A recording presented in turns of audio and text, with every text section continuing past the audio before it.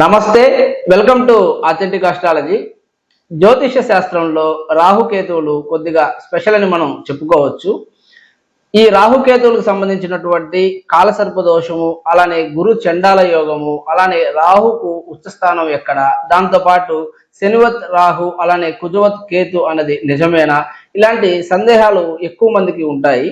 ఈ వీడియోలో చాలా సులభంగా అలానే లాజికల్గా మీకు అర్థమయ్యే విధంగా ఇందులోని నిజానిజాలను ఆధారాలతో పాటు నేను ఎక్స్ప్లెయిన్ చేయబోతున్నాను.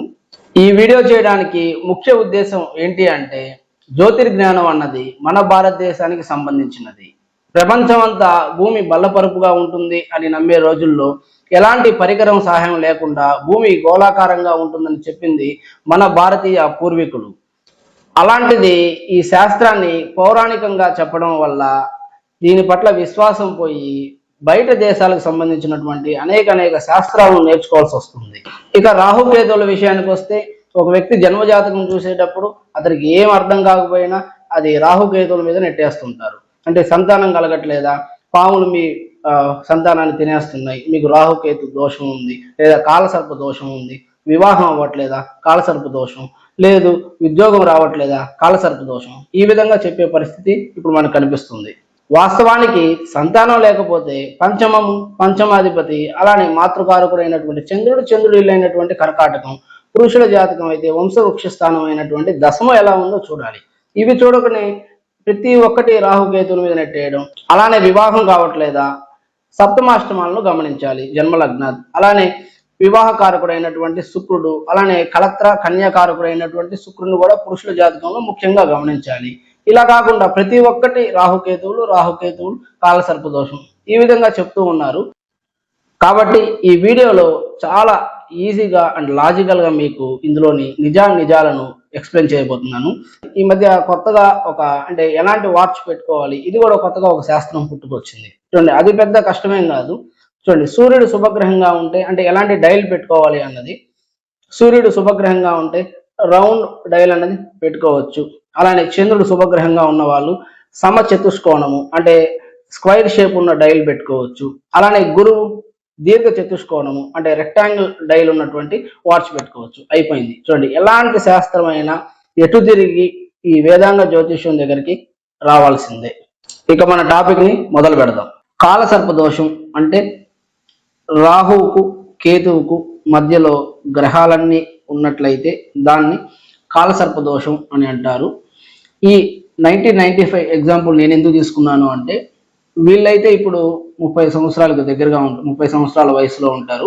కాబట్టి వీళ్ళకే ఎక్కువగా ఇలాంటివి చెప్తూ ఉంటారు. అంటే వివాహం కాకపోయినా, ఉద్యోగం రాకపోయినా, సంతానం కలగకపోయినా కాలసర్ప దోషం అని. సో అందుకని ఈ ఇయర్ని నేను ఎగ్జాంపుల్గా తీసుకున్నాను. చూడండి, ఇలాంటివి ఎప్పుడైనా ఏర్పడేటప్పుడు మనకు చంద్రుడు మేజర్ రోల్ ప్లే చేస్తారు. చూడండి, చంద్రుడు మాత్రమే మనకు 2.5 రోజులకు లేదా 54 గంటలకు ఒక రాశిని మారుతూ ఉంటారు. కాబట్టి చూడండి, అదే చంద్రుడు ఇక్కడ ఉన్నప్పుడు కాలసర్ప దోషం లేదు అని అంటారు. చంద్రుడు ఇక్కడ ఉన్నప్పుడు కూడా ఉండదు. చంద్రుడు ఇక్కడ నుండి చంద్రుడు ఇక్కడ వరకు, అంటే ఈ రెండో ఇమేజ్ లో చూడండి, ఇక్కడ వరకు ఈ ట్రావెల్ చేసే ఈ రోజుల్లో ఎవరైతే పుట్టారో వాళ్లకు కాలసర్ప దోషం ఉన్నట్లు.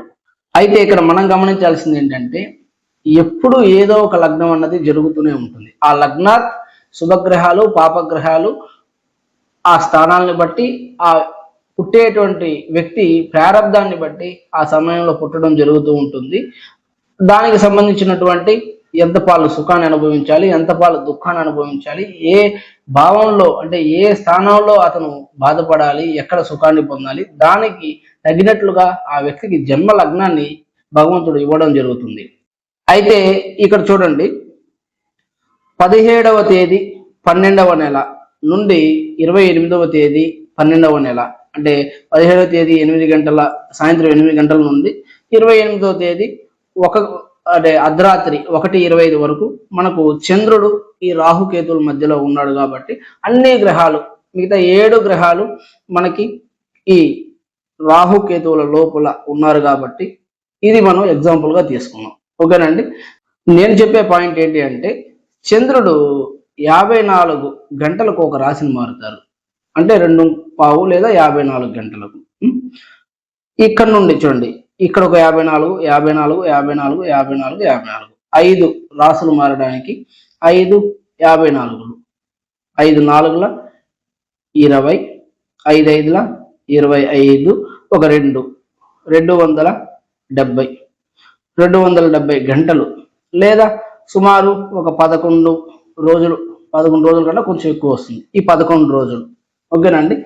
సో మనకి ఓల్డ్ పాపులేషన్ సర్వే ప్రకారం ఒక రోజుకి 3,60,000 మంది పుడుతున్నారు ప్రపంచవ్యాప్తంగా. ఓకేనండి. ఒక రోజుకి 3,60,000 మంది ప్రపంచవ్యాప్తంగా పుడుతున్నారు. ఇక్కడ నేను చెప్పాలనుకునేది ఏంటి అంటే, ఒక రోజుకి 3,60,000 మంది పుడుతూ ఉన్నట్లయితే ఈ 5 రోజుల్లో ప్రపంచవ్యాప్తంగా ఎంతమంది పుట్టి ఉంటారు? 5 × 3,60,000 మంది అంటే సుమారు 1.8 కోట్ల మంది ఈ 5 రోజుల్లో ప్రపంచవ్యాప్తంగా పుట్టారు. ఇక్కడ మెయిన్ క్వశ్చన్ ఏంటి అంటే, ఒకవేళ ఈ కాలసర్ప దోషం నిజం అని అనుకుంటే ఈ 1,80,00,000 మంది జీవితం, అందరి జీవితం ఒకే విధంగా ఉండాలి. అంటే వీళ్ళు ఎవరికి సంతానం ఉండకూడదు, ఉద్యోగం ఉండకూడదు, అలానే వివాహం అవ్వకూడదు. ఒకే విధంగా వీళ్ళు అష్ట కష్టాలు పడుతూ ఉండాలి. కానీ అలా ఉండదు. వాస్తవంగా ఇలాంటి కాలసర్ప దోషం ఉన్నటువంటి ఆ రోజుల్లో చాలా మంది సెలబ్రిటీస్, అంటే గొప్ప స్థానాల్లో ఉన్నవారు కూడా పుట్టారు. మనం ఫర్ ఎగ్జాంపుల్ చెప్పాలంటే మన క్రికెటర్ సచిన్ టెండూల్కర్ గారు కూడా ఇలాంటి కాంబినేషన్లోనే పుట్టారు. అప్పుడేం చెప్తున్నారు అంటే, ఈ కాలసర్ప దోషం అన్నది కాలసర్ప యోగము, అది ఒక్కొక్కసారి దోషంగా ఉంటుంది, ఒక్కొక్కసారి యోగంగా ఉంటుంది అని చెప్తున్నారు. చూడండి, సింపుల్గా మనం చెప్పాల్సింది ఏంటి అంటే, శాస్త్రం అన్నది నిరూపణకు నిలవగలగాలి. ఈ ఒక్కొక్కసారి వచ్చి ఒక్కొక్కసారి పోతుంది అంటే అది శాస్త్రం కాదు. ఓకేనండి. ఈ ఛాయాగ్రహాలే ఇంత పని చేసినట్లయితే ఈ అసలైన గ్రహాలకు ఏ బలం లేదంటారా? వాస్తవంగా ఇక్కడ చూడండి, చిన్న ఎగ్జాంపుల్. ఈ కాలసర్ప దోషం అన్న ఈ కాంబినేషన్ ఉన్నప్పుడు మనకు 12 లగ్నాలు జరుగుతూనే ఉంటాయి. ఒక రోజుకు 12 లగ్నాలు జరుగుతాయి. ఈ 5 రోజుల్లో 5 12 60 లగ్నాలు జరుగుతాయి. అంటే 60 కాంబినేషన్స్ మనకి క్రియేట్ అవుతాయి. ఫర్ ఎగ్జాంపుల్, మనం ఇదే 17వ తేదీ ఈ కాలసర్ప దోషం అని అనుకుంటున్నారు, అదే రోజు వృషభ లగ్నం తీసుకుందాం. వృషభ లగ్నానికి నవమ కోణాధిపతి అయినటువంటి శని దశమంలో ఉన్నారు. అలానే లగ్నాధిపతి అయినటువంటి శుక్రుడు నవమంలో ఉన్నారు. నవమము పిత్రార్జితం, దశమము స్వయార్జితం. ఈ వ్యక్తికి పిత్రార్జితం, స్వయార్జితం 2 ఉన్నాయి. అలానే పాపగ్రహాలైనటువంటి కుజుడు చూడట్లేదు, కుజుడు 4వ చూపుతో కూడా చూడట్లేదు. అలానే గురువు కూడా చూడట్లేదు. ఓకేనండి. ఇప్పుడు వీళ్ళు ఇలాంటి చార్ట్ చూసినప్పుడు అది యోగము అని అంటారు. ఫర్ ఎగ్జాంపుల్, అదే రోజు ఎవరైతే కర్కాటక లగ్నంలో పుట్టారో చూడండి, శని ఈ లగ్నానికి 7వ అష్టమాధిపతి అవుతారు, స్థిర పాపి అవుతారు. చూడండి, 7వ అష్టమాధిపతి అయినటువంటి శని పాపిగా అష్టమంలోనే ఉన్నారు. ఆయుష్ కారకుడు అయినటువంటి శని ఆయుర్భావంలోనే ఉన్నారు. మరి ఇప్పుడు వీళ్ళకు కొంచెం ఇబ్బందికరంగానే ఉంటుంది. ఎందుకు? శుభగ్రహాలైనటువంటి కుజుడు, గురువు కూడా ఈ శనిని చూడలేకపోతున్నారు.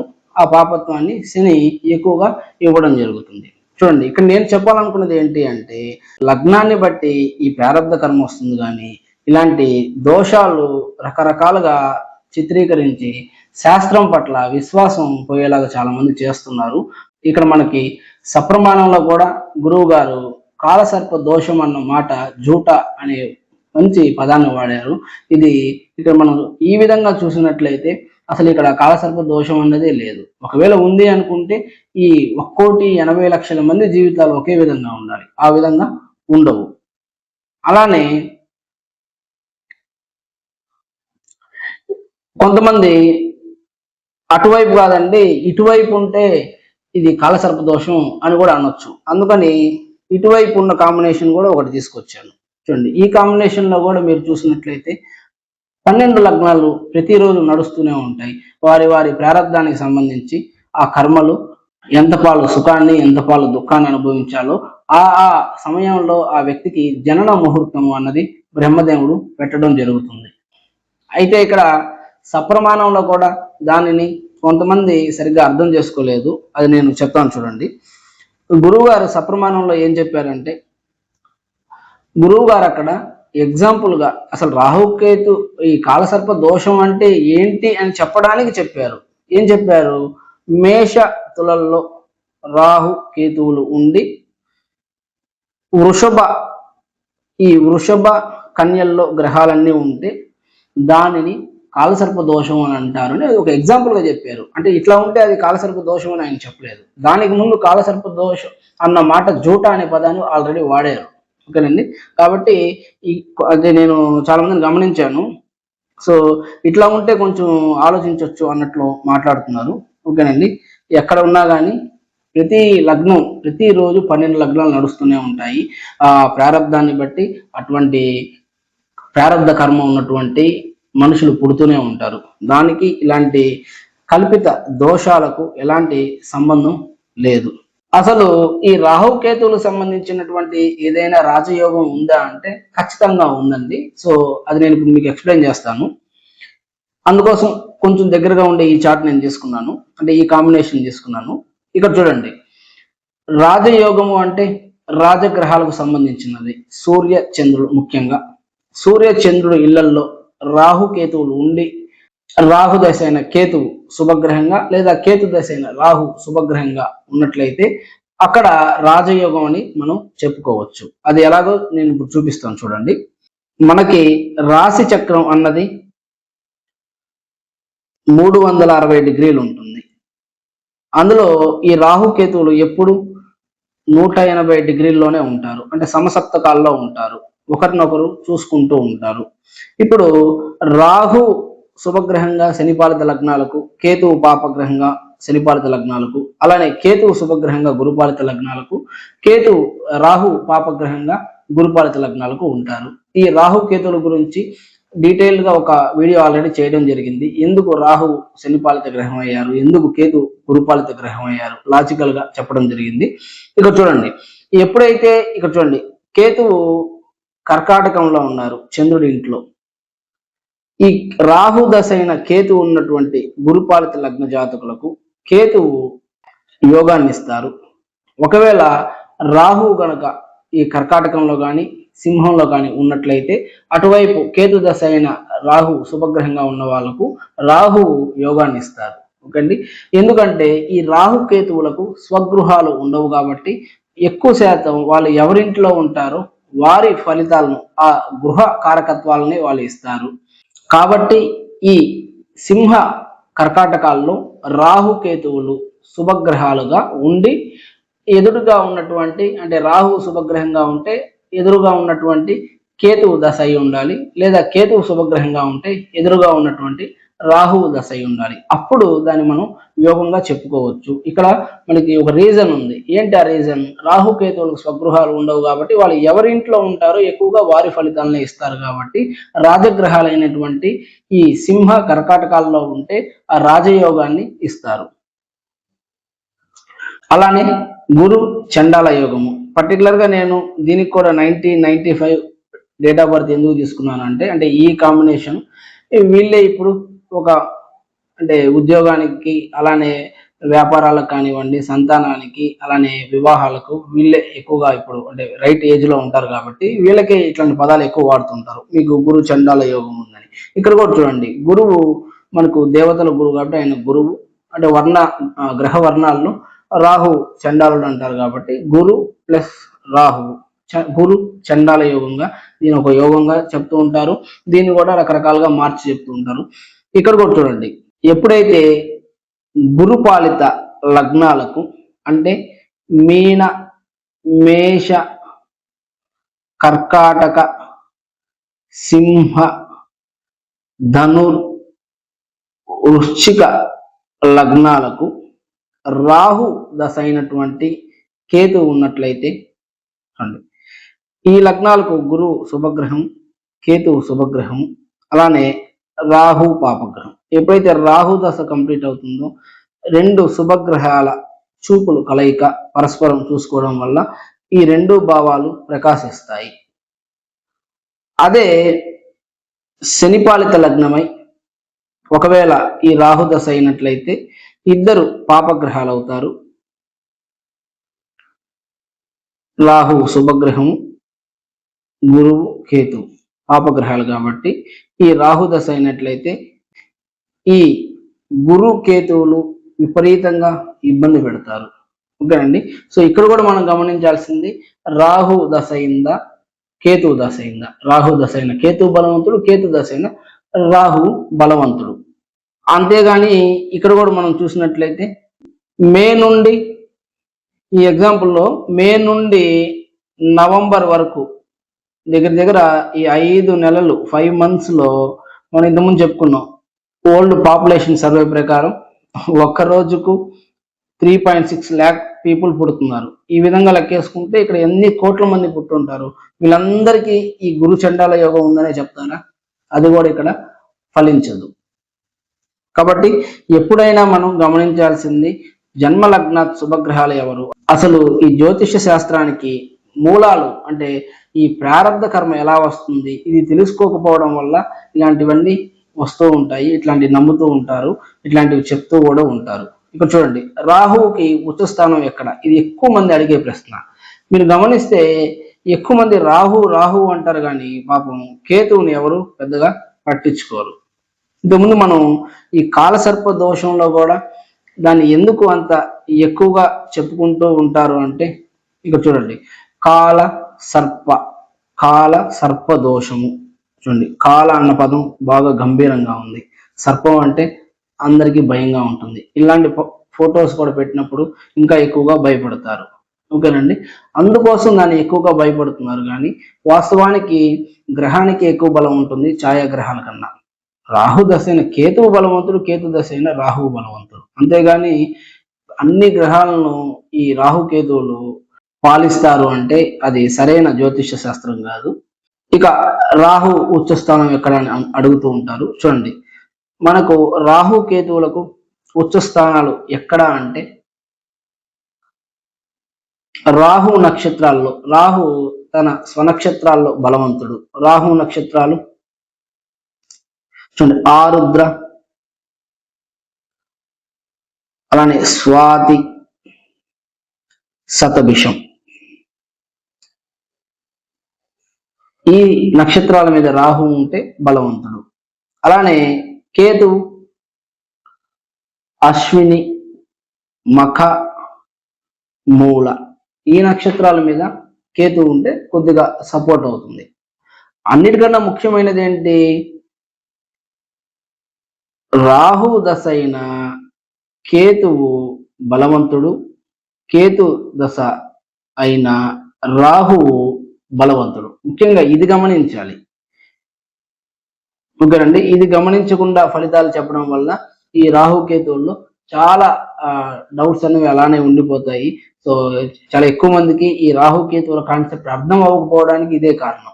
ఓకేండి. నేను వీడియో స్టార్టింగ్ లోనే చెప్పాను, కొంచెం ఈ రాహు కేతువులు తమాషాగా ఉంటుంది ఈ రాహు కేతువుల గురించి అర్థం చేసుకోవడం. ఇక శనివత్ రాహు, కుజవత్ కేతు, ఇది చాలా ఎక్కువ మంది దీన్ని నమ్ముతూ ఉంటారు. ఓకేండి. నేను మీకు చాలా సులభంగా దీన్ని ఎక్స్ప్లెయిన్ చేస్తాను. శనివత్ రాహు కరెక్టే కానీ కుజవత్ కేతు కరెక్ట్ కాదు. అది ఎందుకో నేను ఇప్పుడు మీకు ఎక్స్ప్లెయిన్ చేస్తాను.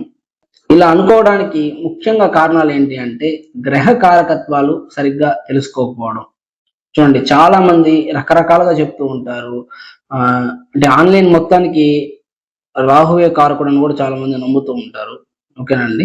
వాస్తవంగా రాహువు క్రిములు, కీటకాలు, మండ్రగప్పలు, సర్పాలు, తేళ్లు, చోరులు అంటే దొంగలు, దోపిడీదారులు, ఓకేనండి, ఈ చర్మ విక్రయము, మాంస విక్రయము, వీటికే కారకుడు.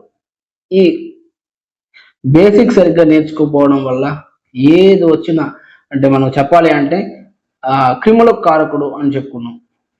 అలానే ఈ సాఫ్ట్వేర్ మన కంప్యూటర్లో వైరస్ వస్తుంది, అది కూడా క్రిమి అనుకొని ఆ వైరస్ కూడా రాహు కారకుడు అని కూడా కొంతమంది అనుకుంటూ ఉంటారు. చూడండి, ఊహలు వేరు నిజాలు వేరు. ఓకేనండి. ఇవంతా గురువు గారు చెప్పినట్లు ప్రాథమిక విద్యాభ్యాసం సరిగ్గా లేకపోవడం వల్ల, బేసిక్స్ సరిగ్గా లేకపోవడం వల్ల మన శాస్త్రం అన్నది ఈరోజు నవ్వులు పాలవుతుంది. ఇక చూడండి, అలానే ఈ మధ్య వేరే వాళ్ళు ఎవరో చెప్తున్నారని చెప్పారు, కేతువు విదేశాలకు తిరగడానికి కారకుడు అండి, పలానా ఎవరో ఒక పేరు చెప్పి ఆయన చెప్తున్నారని చెప్తున్నారు. చూడండి, కేతు విదేశాలకు కారకుడు కాదు, చంద్రుడు విదేశాలకు కారకుడు, సూర్యుడు విదేశ సంచారాలకు కారకుడు. అంటే చూడండి, విదేశాలకు మనం ఎలా వెళ్తాం? అయితే నీటి మీద లేదా గాలిలో వెళ్తాం. నీటికి చంద్రుడు కారకుడు, గాలికి చంద్రుడు కారకుడు. విమానం ఎక్కే యోగం ఉండాలంటే చంద్రుడు అనుకూలత ఉండాలి. షిప్ లో ప్రయాణం చేసే యోగం ఉండాలంటే చంద్రుడు అనుకూలత ఉండాలి. సింపుల్. ఇట్లాంటి సింపుల్ గా ఉన్న శాస్త్రాన్ని రకరకాలుగా సంబంధం లేని కారకత్వాలు పెట్టుకొని కాంప్లికేట్ చేసుకుంటున్నారు. ఇక శని రాహుల కారకత్వాలు మ్యాచ్ అవుతాయి. ఒక విధంగా చెప్పాలంటే extreme version of Shani is Rahu అని చెప్పుకోవచ్చు. చూడండి, ఇక్కడ ఏమేమి మ్యాచ్ అవుతాయి అంటే అనాచారము, ఆచారానికి గురువు కారకుడు, ఆపోజిట్ శని రాహులు అనాచారానికి కారకులు. అలానే శని జీర్ణ వస్త్రధారి, రాహువు మలిన వస్త్రధారి. శని మాంస విక్రయశాల, మాంసాన్ని విక్రయించడానికి శని కారకుడు. అలానే మాంస విక్రయానికి రాహు కారకుడు. అలానే శని రంగు నలుపు, రాహు కొంచెం దగ్గరగా పొగ రంగు. అలానే శని మద్యపానానికి కారకుడు, శని మద్యపానం విక్రయించుట, మద్యపానం విక్రయించడానికి శని కారకుడు. అలానే రాహు త్రాగుట, తాగడానికి రాహు కారకుడు. చూడండి, వీళ్ళ కొన్ని కారకత్వాలు ఇద్దరి కలుస్తాయి. అలానే క్రూరత్వం అన్న కారకత్వం కూడా ఇద్దరికి కలుస్తుంది. కాబట్టి శనివత్ రాహు అన్నది మనం చెప్పుకోవచ్చు. కాకపోతే ఇక్కడ కుజవత్ కేతు అన్నది కరెక్ట్ కాదు. ఎందుకు కరెక్ట్ కాదు నేను చెప్తాను చూడండి. ఇక్కడ కుజగ్రహ కారకత్వాలలో యుద్ధ ప్రీతి,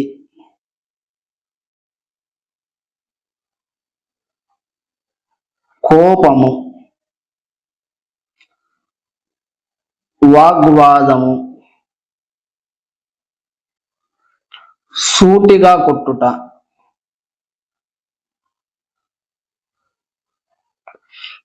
దండనీతి, ఇవి కుజుడి కారకత్వాలు. ఇవి అందరికి తెలిసే ఉంటాయి. చూడండి, కుజుడు యుద్ధవీరుడు, యవ్వనానికి కారకుడు అని. ఇక కేతు గ్రహ కారకత్వాల్లో అహింస, మౌనము, భూతదయ, తపస్సు. చూడండి, ఇక్కడ ఎక్కడ కూడా ఈ కుజవత్ కేతు అవడానికి అసలు అవకాశమే లేదు. కుజుడు పుట్టి మాట్లాడడం, అలానే దండనీతి బాగా తెలిసిన వాడు. ఇక కేతు కొట్టినా తిరిగి కొట్టడు. ఓకేనండి, ఎందుకంటే అహింసా సిద్ధాంతి. అలానే కుజుడు వాగ్వాదానికి కారకుడు, డిబేట్స్ కారకుడు. ఇక కేతువు మౌనానికి కారకుడు. చూడండి, ఇవి అసలు క్వైట్ ఆపోజిట్ లో ఉంటాయి. మరి వీళ్ళు ఎలా ఆ విధంగా చెప్పగలిగారు అంటే, ఇదే ఈ రాహు దశ అయిన కేతువును, కేతు దశ అయిన రాహుని గమనించక, కేవలం ఆ స్థానాలని దశలను గమనించకుండా, అంటే అక్కడ కేతువు ఉన్న ఇంటి కారకత్వాలను బట్టి, లేదా రాహు దశ అయిన కేతువు బట్టి, లేదా కేతు దశ అయిన రాహువును బట్టి అక్కడ ఆ దశలను గమనించకుండా వాళ్ళ ఫలితాలను, ఆ ఇబ్బందులను గమనించి ఆ విధంగా శనివత్ రాహు అంటే కుజుడిని ఆల్రెడీ పాపగ్రహంగా డిక్లేర్ చేశారు కాబట్టి కుజవత్ కేతు అని కూడా చెప్పడం జరిగింది. ఈ విధంగా నిరూపణ లేకుండా శాస్త్రాన్ని నేర్చుకున్నట్లయితే మన శాస్త్రం నవ్వులు పాలవుతుంది. మన భారతీయులను వేరే వాళ్ళకి నేర్పించాలి కానీ వేరే వాళ్ళ పాశ్చాత్యుల దగ్గర నుండి మనం శాస్త్రాన్ని నేర్చుకునేటటువంటి దురదృష్టంలో ఇప్పుడు ఉన్నాం. సరిగ్గా ఈ శాస్త్రాన్ని నేర్చుకున్నట్లయితే మనం 10 మందికి చెప్పవచ్చు. ఇదండి ఈరోజు వీడియో. ఈ కాన్సెప్ట్ సంబంధించి మీకు ఎలాంటి డౌట్స్ ఉన్నా మీరు కామెంట్ సెక్షన్లో కామెంట్ చేయొచ్చు. నేను నా ఫ్రీ టైంలో మీ ప్రతి కామెంట్కి నేను రిప్లై ఇస్తాను. అలానే మీలో ఎవరైతే పర్సనల్ కన్సల్టేషన్స్ తీసుకోవాలనుకుంటున్నారో ఇక్కడ డిస్ప్లే అవుతున్న నెంబర్ని మీరు కాంటాక్ట్ చేయొచ్చు. అలానే మీలో ఎవరైతే లాజికల్గా ఆస్ట్రాలజీ నేర్చుకోవాలనుకుంటున్నారో మీరు కూడా మమ్మల్ని కాంటాక్ట్ చేయొచ్చు. Thank you so much for watching this video.